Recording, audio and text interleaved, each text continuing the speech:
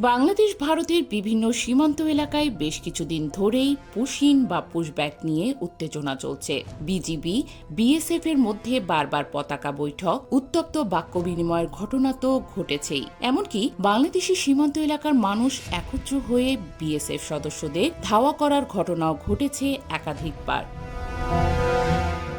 ভারতীয় সীমান্তরক্ষী বাহিনী বিএসএফ বেআইনিভাবে পশ্চিমবঙ্গের বাংলাভাষী প্রধানত মুসলিম নাগরিকদের বাংলাদেশে পাঠিয়ে দিচ্ছে বলে অভিযোগ উঠেছে। মানবাধিকার সংস্থা হিউম্যান রাইটস ওয়াচ এক প্রতিবেদনে দাবি করেছে, যথাযথ আইনি প্রক্রিয়া অনুসরণ ছাড়াই এসব মানুষকে বাংলাদেশ সীমান্তে পাঠানো হচ্ছে, যেখানে বাংলাদেশ বর্ডার গার্ড বিজিবি অনুপ্রবেশ ঠেকানোর চেষ্টা করছে। ফলে বহু পরিবার দুই দেশের সীমান্তের জিরো পয়েন্টে আটকে পড়েছে।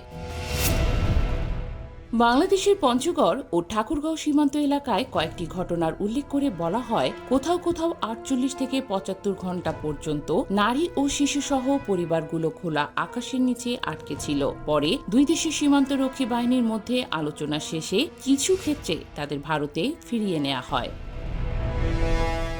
এদিকে স্বরাষ্ট্রমন্ত্রী সালাহউদ্দিন আহমদ জানান, মিয়ানমার সীমান্তের নিরাপত্তা নিশ্চিত করার পাশাপাশি সীমান্ত হত্যা, অনুপ্রবেশ, মাদক, অস্ত্র, গোলাবারুদ, আন্তঃসীমান্ত বিভিন্ন অপরাধ দমনে কাঁটাতারের বেড়া নির্মাণের উদ্যোগ গ্রহণ করা হয়েছে। ভারত সীমান্তে স্পর্শকাতর স্থানে কাঁটাতারের বেড়া নির্মাণের পরিকল্পনা গ্রহণের কার্যক্রম বিবেচনাধীন রয়েছে সরকারের। একই সঙ্গে সার্বভৌমত্ব রক্ষায় সব ধরনের ভূমিকা নেবে বাংলাদেশ।